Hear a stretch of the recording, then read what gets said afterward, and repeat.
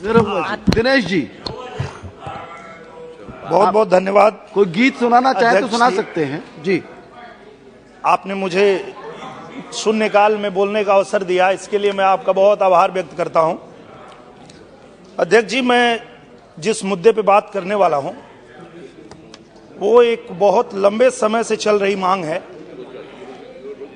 भारतीय सेना में अहिर रेजिमेंट की मांग बहुत लंबे समय से चल रही है। अध्यक्ष जी, हम सभी जानते हैं कि सेना में अलग अलग जाति, धर्म, संप्रदाय और राज्य के योगदान, बलिदान को ध्यान में रखते हुए उनके सम्मान में, उनके मनोबल को बढ़ाने के लिए अलग अलग राज्य, धर्म, संप्रदाय और जाति के नाम पे सेना में रेजिमेंट बना है। ये अहिर रेजिमेंट की मांग बिल्कुल जायज है और मैं सरकार से ये निवेदन करता हूं कि सेना में जल्दी से जल्दी अहिर रेजिमेंट का गठन किया जाए, क्योंकि अध्यक्ष जी मैं थोड़ी सी और बात बताना चाहता हूं। जिस दिन ये अहिर रेजिमेंट का गठन होगा, चाइना की रूह कांप जाएगी अध्यक्ष जी। ठीक है, उसका कारण एक सेकंड में बता देता हूं अध्यक्ष जी। 62 के युद्ध में जी रेजांगला चौकी पर 124 अहिर जवान तैनात थे। ठीक है, उन्होंने 100-200 नहीं 3000 चीनी सैनिकों को मारा और चाइना ने यह कहा जी। धन्यवाद सभापति जी। ठीक है, मेरे संसदीय क्षेत्र में मधेपुरा में NH 107 और NH 106 गुजरती है और उसमें NH 106 में निर्माण होना था, जो बिहपुर से उदाकिशुनगंज तक निर्माण होना था। 9 साल पहले उसका काम शुरू हुआ और नेशनल हाईवे 107 में 5 साल पहले निर्माण का कार्य शुरू हुआ।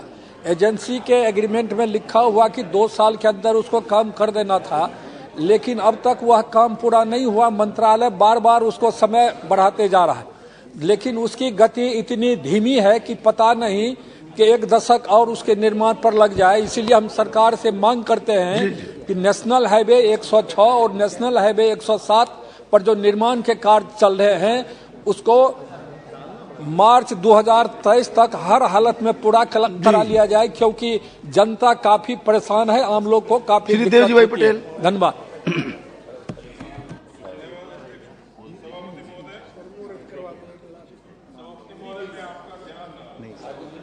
पुरी जी भी यहाँ विराजमान है। राजस्थान में जोधपुर क्षेत्र में एक गैस ब्लास्ट हुआ जिसमें भुंगरा गांव के बहुत सारे एक ही परिवार के लोग उसके में चल बसे। आज भी हॉस्पिटल में जो लोग हैं, डॉक्टर अगर बाहर निकलते हैं तो वहां से एक ऐसी आहट होती है कि कहीं और कोई चला तो नहीं गया।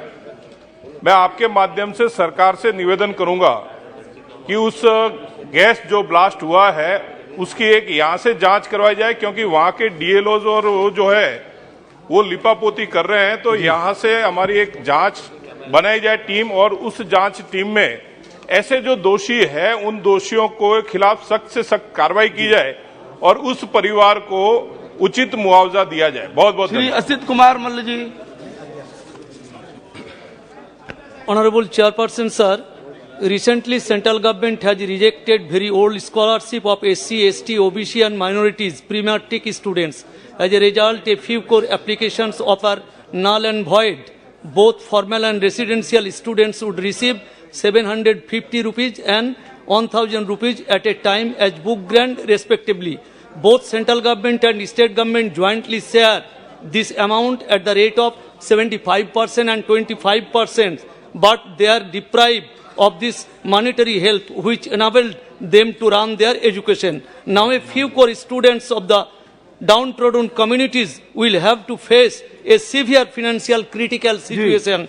So I would like to draw the kind attention of the Honorable Prime Minister to take back this capricious decision to give opportunity of education to a few course for its children. Shri And this Anil is my bending request. Thank you, sir. Shri Anil Firojiya. कहाँ है अनिल जी? सामने खड़े थे। हाँ, पहचानने में नहीं आते ना आजकल आप जी। प्लीज। माननीय सभापति जी, आपका बहुत बहुत धन्यवाद। Some आपने 40 एक kg he has reduced. महत्वपूर्ण विषय मुझे सदन में रखने का जी जी जी अवसर दिया। माननीय सभापति जी, 90 के दशक में उज्जैन में टेक्सटाइल हब हुआ करता था।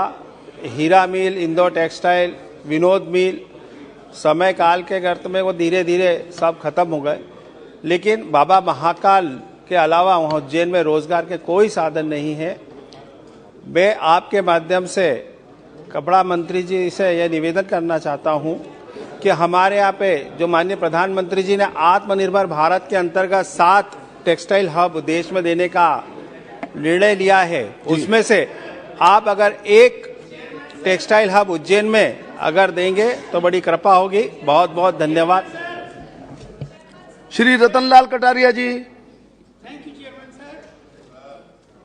अध्यक्ष महोदय, मैं आपका ध्यान मेरी लोकसभा अम्बाला शहर के धूलपुर रेलवे स्टेशन की ओर दिलाना चाहता हूं, जो कि बहुत पुराना स्टेशन है, जिसके नजदीक वीर जी की कुटिया बनी हुई है, जो 10 एकड़ में है, जिसे गीतानंद जी महाराज द्वारा स्वयं बसाया गया था। यहाँ इस कुटिया में दूर दराज से लाखों लोग सत्संग सुनने आते हैं। धूलकोट रेलवे स्टेशन नजदीक होने के कारण लोगों का आना जाना लगातार बना रहता है। यह कुटिया और धूलकोट रेलवे स्टेशन गीता नगरी नामक स्थान पर बसे हुए हैं। आज जब देश और विदेश में गीता का प्रचार बढ़ रहा है और लोग गीता की ओर आकर्षित हो रहे हैं, ऐसे में इस श्रद्धा के केंद्र का महत्व और बढ़ जाता है। मैं सदन में मांग करता हूं कि धूलकोट रेलवे स्टेशन का नाम बदलकर गीता नगरी रखा जाए। मंजुलता मंडल जी। जी Thank you very much, sir. I would like to draw the kind attention of Honorable Minister, Rural Development regarding increment of several monthly pension under the scheme such as number 1, Indira Gandhi National Old Age Pension Scheme and Indira Gandhi National Widow Pension Scheme and National Disabled Pension Scheme and lastly National Family Benefit Scheme under National Social Assistance Program. At present, the different eligible beneficiaries are getting monthly pension under the scheme from central share with state additional top-up share.